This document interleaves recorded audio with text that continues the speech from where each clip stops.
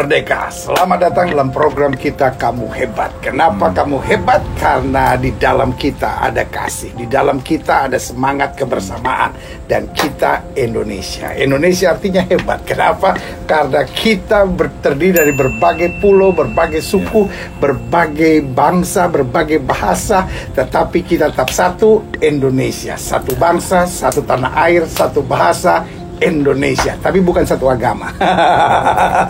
Indonesia justru seninya di dalam keragaman. Karena itu sekali lagi saya mau ingatkan buat siap saudara, kamu hebat. Jangan pernah bilang sama anak-anak saudara, kita orang miskin, kita orang susah, kita orang menderita. Jangan bilang sama anak-anak saudara, meskipun kita sekarang dalam kondisi susah, tapi kamu hebat.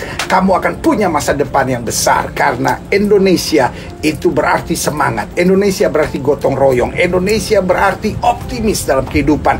Kita bangsa yang besar, tidak boleh dikalahkan. Kita sudah punya sejarah yang begitu luar biasa, dan Indonesia tetap bertahan sampai hari ini. Bersama kita ada orang hebat yang akan berbicara buat kita, yaitu Ketua MPR RI. Beliau juga Ketua IMI. Dan kalau saya mau sebutin lagi apa semua, nggak selesai-selesai program ini. Banyak talentanya, ini yang saya sebut manusia banyak talenta, yaitu Pak Bamsud. Haleluya, ya kan? Nah, Pak Bamsud, ini kita mulai dengan istilah dulu, karena semua Indonesia kenalnya Pak Bamsud. Dari apa itu Bamsudnya itu? Bambang Susatyo. Disingkat. Ini teman-teman wartawan aja menyingkat karena nama Bambang banyak, lalu kemudian Bambang Susatyo itu agak panjang, sehingga mereka menyingkatnya Bams. Dan Bapak mulainya awalnya dari Ketua Senat Mahasiswa. Ya, waktu saya masih beranjak di dari akademi. aktivis, saya aktif di internal kampus, ya. Lalu juga aktif di eksternal kampus, ya, di internal kampus saya sebagai aktif di Badan Perwakilan Mahasiswa, lalu Senat Mahasiswa. Di ekstrakurikuler atau ekstra kampus saya aktif di mahasiswa himpunan mahasiswa Islam. Ya, saya masuk pengurus dari mulai kampus, cabang sampai kemudian pengurus besar. Itulah perjalanan hidup saya. Jadi dari mulai mahasiswa senangnya organisasi. Organisasi. Justru disitulah kemudian kita membangun jaringan, membentuk jaringan, membentuk karakter, dan kemudian juga membentuk optimisme kita. Bahwa kalau kita mau pasti mampu. Ya, itulah kira-kira keinginan kuat aja. Wow. Salah satu kunci keberhasilan kita. Seperti Pak Gilbert bilang tadi, kalau kita awal udah pesimis, ya sudahlah, selesai. Tapi kalau kita optimisnya soal waktu aja. Wow. Pasti akan kita capai titik yang kita inginkan itu. Dan guys, saya tidak pernah bisa membayangkan dari aktivis tidur di tikar, uang kos pas-pasan, lalu kemudian jadi wartawan, juga dengan gaji pas-pasan, kemudian bisa mencapai posisi seperti hari ini. Ya tentu itu salah satu kunci adalah ulet, pantang menyerah, optimis, percaya diri, dan tidak pernah mau mengaku susah. Seperti ya Pak Gilbert bilang, happy. Jadi kalau sudah mau tanya apa rahasia sukses ala Bamsud, saya bisa kasih tahu. Jok. Tahu jok mobil, jok, ya kan? Tadi jaringan, optimisme, karakter. Jadi jok ala Bamsud, saudara. Jadi kalau kita membangun jaringan, ya kan, karena sukses itu kan bisa sendiri, ya kan. Harus menurut beliau ada jaringannya. Lalu optimisme, gitu. Jangan jadi orang yang pesimis apa-apa. Dan happy. Itu diikat dengan jok happy kalau happy. Gitu. Karena bagaimana orang senang melihat kita. Kalau kita belum lama udah mukanya udah manyun aja. Kalau kita happy, orang juga ketemu kita senang. Karena kita juga bisa menularkan aura happy kita ke yang bersangkutan, sehingga dia pasti ingin bertemu kita terus. Karena apa? Karena dia bisa mendapatkan rasa happy-nya dari kita. Jadi kalau kita ingin membuat senang orang dan membuat diri kita senang, kita mulai dari kita. Supaya orang senang bergaul sama kita, membutuhkan kita. Karena kalau kita jutek, lalu kemudian datang ngeluh, susah, muka susah, orang lama-lama jauh juga, lari semua. Iya. Nggak ada yang mau dekat kita gitu. Iya, dan menariknya Bapak mulai seperti Bapak bilang dari tidur tikar. Jadi mulai dari perjuangan aktivis, lalu kemudian awalnya saya baca di beberapa tulisan tentang Bapak itu Bapak banyak mulai sebagai wartawan, dan ada orang yang hari ini wartawan, istilahnya wartawan amplop, sampai sekarang masih tetap wartawan amplop gitu. Jadi maksudnya tidak ada kemajuan. Nah, karena tujuan dia cuma itu. Cuma untuk hari ini saja. Dia tidak berpikir ke depan. Itu kuncinya. Kalau orang mau sukses, dia jangan cuma mikir hari ini. Pikirlah ke depan. Kalau perlu 1000 tahun yang akan datang mau jadi apa, kayak gitu lah. Kalau menurut Bapak, bagaimana Bapak meniti perjalanan yang sangat jauh ini gitu, dari mulai seorang biasa aktivis, lalu kemudian naik sedikit menjadi wartawan, naik sedikit, lalu sempat mau jadi anggota DPR, gagal, ya kan, lalu gagal lagi. Tetapi apa rahasianya untuk Bapak terus menatap kehidupan? Ya, rahasia yang paling penting bagi kita adalah pertama tadi kita mengalir. Jangan sekali-sekali kita ambisius. Ambisi boleh, tapi jangan ambisius. Ambisi boleh, ambisius jangan. Kalau begitu kita ambisius, maka kita akan terlihat bodoh. Akan jadi orang bodoh. Kenapa? Karena kita akan menetapkan diri kita ketika kita tidak mencapai capaian-capaian yang kita ambisikan, yang kita ingin capai dengan rasa yang ambisius. Karena kita sudah mengukur diri kita, apakah jas kita hari ini sudah pas, ataukah belum. Mengalir aja. Karena pada akhirnya semua orang pasti akan sampai pada titik yang akan dia capai menjadi apa. Gitu. Kita punya garis tangan, tapi seringkali campur tangan yang bikin jadi. Nah, campur ada tangan. Garis tangan, tapi campur tangan yang bikin segala sesuatu jadi seperti hari ini. Campur tangan itu ada di jaringan, di hubungan kita atas bawah samping. Dan salah satunya jangan sekali-sekali kecewakan orang, jangan sekali-sekali menghilangkan kepercayaan orang. Itu yang paling penting. Karena begitu kita orang tidak percaya sama kita, maka selesai sebetulnya masa depan kita. Karena dia akan bicara pada orang lain, susah dipercaya tuh orang. Tuh, udah selesai kita. Tapi kalau orang bilang, wah hebat dia, bagus tuh, pasti orang nggak perlu melihat kita dalam-dalam lagi. Udah dia aja deh. Begitulah. Apalagi kalau kita milih jalur politik, itu yang paling penting. Apa makna gagal buat Bapak? Karena Bapak bukan seorang yang istilahnya jalannya mulus-mulus terus gitu. Karena saya pelajari ada berkali-kali Bapak menghadapi kegagalan. Nah, apa makna gagal buat Bapak? Karena ada banyak orang gagal satu kali selesai, langsung mau bunuh diri lah. Khususnya anak-anak muda sekarang kan seperti kayak kurang tangguh gitu.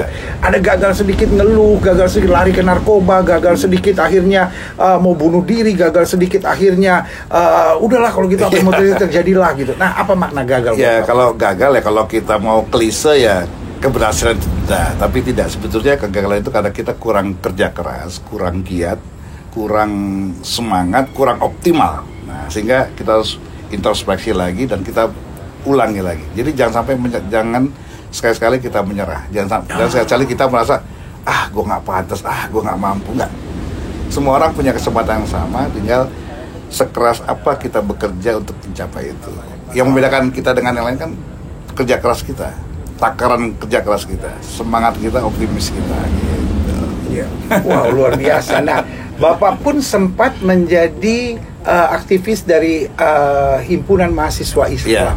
Ada banyak orang kalau udah dengar agama gitu, wah ini berarti nggak seorang yang bukan nasionalis ini, dia himpunan mahasiswa Islam ini, berarti dia nggak bisa menerima perbedaan. Sementara Bapak sekarang ketua Majelis Permusyawaratan Rakyat. Dulu kita belajar ada lembaga tinggi negara, ada lembaga tertinggi negara. Bagaimana ini antara Bapak memanage iman atau keyakinan bersama dengan nasionalisme bangsa? Ketika kita berbangsa dan bernegara, maka agama yang kita anut adalah urusan kita dengan yang di atas, dengan Tuhan kita masing-masing. Sekaligus juga itu yang bisa membentengi kita dari perbuatan-perbuatan yang memang dilarang sebagai manusia, sebagai bangsa dan sebagai warga negara. Kan agama itu penting bagi kita untuk berbuat kebaikan. Agama itulah yang membimbing kita untuk tidak melakukan perbuatan-perbuatan yang nista, perbuatan-perbuatan khianat, perbuatan-perbuatan yang asosial ya, yang membuat perilaku kita tidak manusia. Inilah gunanya, maka saya selalu memandang setiap agama itu sama. Ya. Tinggal bagaimana iman kita, kepercayaan kita terhadap Tuhan kita masing-masing. Indonesia beruntung kita memiliki 6 agama yang diakui oleh negara dan kita hidup dalam kerukunan karena saling menghormati, saling menghargai antar umat beragama yang ada. Itu yang harus kita jaga. Tugas kita sebagai bangsa ini sebetulnya mudah. Kita hanya menjaga apa yang telah diperjuangkan oleh para pendiri bangsa ini dan memeliharanya sampai kita bisa wariskan pada anak cucu kita. Tidak gunanya kita membenturkan atau mempersoalkan agama dan negara kita. Karena mungkin saja Pak Gilbert, saya tidak seiman, tapi kita berdua satu dalam kemanusiaan. Betul Pak Gilbert ya? Gitu. Nah, saya ini yang kadang-kala manusia sering lupa bahwa kita menempatkan saudara seiman segala-galanya dan saudara dalam kemanusiaan kita anggap sepi biasanya. Jadi agama itu penting untuk diri kita dan mendidik keluarga kita, mendidik bangsa kita untuk selalu berbuat baik. Nah, karena tidak ada agama di dunia manapun atau di dunia ini agama manapun yang mengajarkan kebencian. Atau mengajarkan ujaran kebencian lalu kemudian membenci satu sama lainnya. Enggak, pasti dia akan mengajarkan kasih sayang. Kadang-kala agamanya baik, Pak. Penafsirannya yang mengerikan. Karena menurut saya agama itu adalah puncak daripada cinta. Amin. Jadi itulah, karena semakin kuat iman seseorang dengan agama yang masing-masing, maka dia akan semakin cinta, semakin saling mencintai antar sesamanya. Jangan sesama ya, mungkin dengan makhluk yang lain dia akan sayang. Nah, itulah sebetulnya tingkat tertinggi dari sebuah kita menganut agama. Religion is love and God is love. Wow, saudaraku yang kasih dalam Tuhan, asik. Kalau orang itu sudah menjalani segala-galanya, kan? Jadi maksudnya sudah pernah tahu apa artinya tidur di tikar, lalu apa artinya berjuang, apa artinya gagal, sehingga ketika menjalani segala sesuatunya itu sudah menjalani sebagai bagian dari kehidupan normal, sehingga tidak melihat manusia sebagai musuh, tidak melihat manusia sebagai saya bukan kamu, kamu bukan saya gitu, tapi we are Indonesia. Wah, bagaimana pandangan Bapak? Karena Bapak sebagai ketua MPR dalam hal ini, dalam keberagaman Indonesia. Karena rasanya masih ada yang menaifkan keberagaman ini. Padahal kan keberagaman di bangsa kita ada keniscayaan. Bagaimana menurut Bapak? Keberagaman itu sebetulnya suatu anugerah bagi kita ya. Anugerah bagi Indonesia ini. Bayangkan kita terdiri dipisahkan oleh 17.500 pulau dengan 6 agama, ribuan dan ratusan ras, bahasa, suku, tapi kita tetap satu. Nah, kebinekaan inilah yang harus kita jaga dengan besaran jiwa, kesadaran bahwa menjaga persatuan dan kesatuan itu jauh lebih penting ketimbang hal-hal lain yang menyangkut kepentingan individu maupun kelompok. Kita tidak ingin seperti Suriah, Libya, dan negara-negara yang hancur karena perang saudara di antara mereka. Mereka rata-rata sana cuma satu agama, tapi perang. Nah, perang di antara mereka sendiri. Nah, kita 6 agama, ratusan ribuan bahasa, suku, ras, kemudian dengan karakter yang berbeda-beda karena kita dipusahkan oleh 17.000 masuk, tapi kita tetap bisa bersatu. Inilah anugerah yang harus kita syukuri dan kita jaga, kan gitu. Nah, bahwa setiap orang punya harusnya kita memandang orang, manusia atau teman itu harus kita jadikan anak tangga yang harus kita pupuk terus kalau kita ingin mencapai puncak. Betul. Ketika kita mencederai, menyakiti seseorang teman, itu berarti kita mematahkan satu anak tangga kita untuk menuju ke atas yang lebih tinggi. Nah, jadi pupuklah anak tangga ini, pupuklah pertemanan ini, yang hindari menyakiti hati mereka, ya. Buatlah mereka senang bergaul, berteman dengan kita, karena itu akan menjadi puncak tangga ke atas. Saya gagal 4 kali dalam menuju Senayan ya. 4 kali? 4 kali jadi anggota DPR gagal, tapi yang kelima saya berhasil.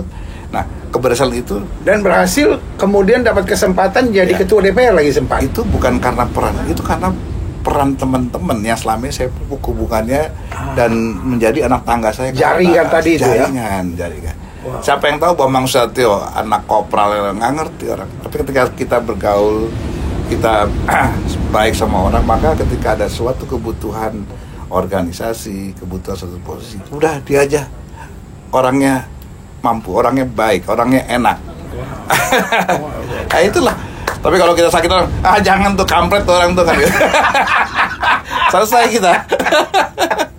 Menarik. Nah, kalau saya perhatikan tahun 60-an, tahun 70-an, Indonesia ini kan selalu asik. Kita nggak pernah bahas agama orang, kita nggak pernah ribut soal toa masjid, kita nggak pernah ribut soal tinggal di samping siapa, makanan apa yang dibagikan. Kita ingat malam takbiran misalnya, bagi-bagi, malam Natal bagi-bagi gitu. Jadi biasa sekali gitu, nggak pernah ada masalah. Nggak tahu kenapa ujuk-ujuk dari mana. Kira-kira tahun 80 akhir 90-an lalu mulai ada ucapan kalau bukan beda ini kafir, sesat, segala macam, penghuni neraka apa segala macam. Menurut Bapak, apakah ini memang budaya Indonesia atau ada provokator asing atau apapun tujuannya, atau provokator global lebih kepada politik ya. Kita kan dijajah 350 tahun. Itu karena kita bisa dipecah belah antara kerajaan satu dengan kerajaan yang lain. Nah, harusnya ketika kita merdeka ini selesai. Nah, apa yang rawan di Indonesia? Yang rawan adalah karena kita banyak pemeluk agama yang berbeda. Kita rawan karena banyak suku, ras dan bahasa yang berbeda. Kita rawan karena dipisahkan oleh pulau-pulau. Nah, menurut saya provokator atau orang yang mengasuh itu lebih pada tujuan politik dan tanda petik, dan lebih dari itu saya nggak tahu lagi. Tapi yang pasti ini tidak akan lepas daripada upaya politik tertentu. Ya, karena Indonesia kuat kan, Indonesia besar di dunia, kita nomor berapa? 4 kalau saya nggak salah. Wow, saudaraku yang kasih dalam Tuhan, Indonesia itu satu, Indonesia itu kuat, Indonesia itu dasar semangatnya adalah gotong royong. Mari kita kembali ke semangat itu. Agama kita dari dulu, dari berdirinya bangsa ini, agama kita memang beda-beda, tetapi asik gitu. Mari kita kembali kepada suasana itu. Saya percaya kita semua merindukan Indonesia yang asik, Indonesia yang damai, Indonesia yang menjadi rumah buat setiap kita. Banyak orang berkata Indonesia rumah besar dengan kamarnya yang beda-beda. Dan kita mampu. Kita mampu asal kita mau. Dan kita jangan mau diadu domba, ya kan, kita tidak mau diadu domba. Kalau di tempatnya Pak Bamsud ini ada istilah, lebih baik 1 hari jadi singa jadi singa daripada jadi domba 1000 tahun. Lebih baik 1 hari jadi singa daripada hidup 1000 tahun tapi hanya jadi domba. Apalagi jadi ayam sayur. Kalau bahasa saya bilang lebih baik 1 hari jadi singa, ya kan, daripada 1000 tahun jadi ayam sayur. Menarik. Jadi hari ini kita juga dapat masukan bahwa jangan sudah berkata, oh ya Pak Bamsud bisa sukses karena anaknya orang kaya, karena punya ini. No. Beliau mulai dari bawah. Jadi kalau beliau bisa, kita semua pasti bisa. Nah, mungkin ada pesan yang kuat buat khususnya juga orang-orang muda di bangsa ini. Bagaimana mereka yang selama ini merasa gagal, mereka yang merasa anak orang miskin, mereka yang merasa nggak punya siapa-siapa gitu. Sementara Bapak sudah lewati semuanya. Kira-kira pesan apa yang Bapak mau sampaikan? Jadi kita ini lahir dalam kondisi yang sama. Semua telanjang bulat. Mau anak orang kaya, mau anak orang miskin, mau anak orang jenderal, mau bukan siapa-siapa. Dan kita memiliki kesempatan yang sama. Negara, agama, bahkan kita tidak pernah membatasi orang mau jadi apa. Nah, undang-undang di Indonesia tidak ada undang-undang yang melarang orang kaya. Betul. Jadi berusahalah sekuat tenaga, jangan putus asa. kemudian tetap optimis ya, bahwa kalau dia bisa, kenapa kita tidak? Ya. Kalau dia bisa, bukan pintarnya dia, tapi bodohnya kita. Itu aja kuncinya. Kalau sebentar ini seru nih, ini filsafat tinggi. Ini kalimatnya sederhana tapi coba ulang dulu Pak, ini asik nih. Kalau kamu lihat ada orang sukses, kamu jangan iri. Bukan karena dia hebat, tapi karena kita bodoh, nggak seperti dia, nggak bisa seperti dia. Iya, karena jalurnya sama. Awal jalur sama. Mau sekolah kita bebas sama, mau usaha bisnis semua sama. Dan orang sukses juga dihina, orang sukses juga pernah gagal, orang sukses juga pernah disakiti, orang sukses juga pernah dikhianati. Hanya bedanya dia tidak menyerah. Betul. Wow. Jadi pantang menyerah. Wow, saudaraku. Maju terus, pantang mundur. Nah, sekali lihat memang sulit kita berpantang. Dan jok happy harus sudah pegang. Iya kan? Jaringan, optimisme, karakter, dan be Happy. always happy. Dan diikat dengan satu kata sederhana, jangan suka sakitin orang, jangan suka kecewakan orang. Mungkin kita nggak bisa menyenangkan hati semua orang, tapi yang pasti kita bisa jaga untuk kita tidak menyakiti, tidak mengecewakan orang, dan tidak akhirnya melukai orang lain. Wow, pembincangan yang sangat menarik di tempat yang sangat indah. Kalau sudah dengar ada suara-suara lain, karena persis di depan kita ada laut yang indah.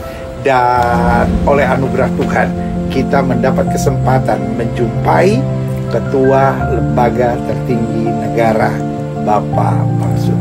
Saya Gilbert Lumoendong bersama Pak Bamsud mengingatkan buat setiap saudara, kamu hebat. Sampai program berikutnya.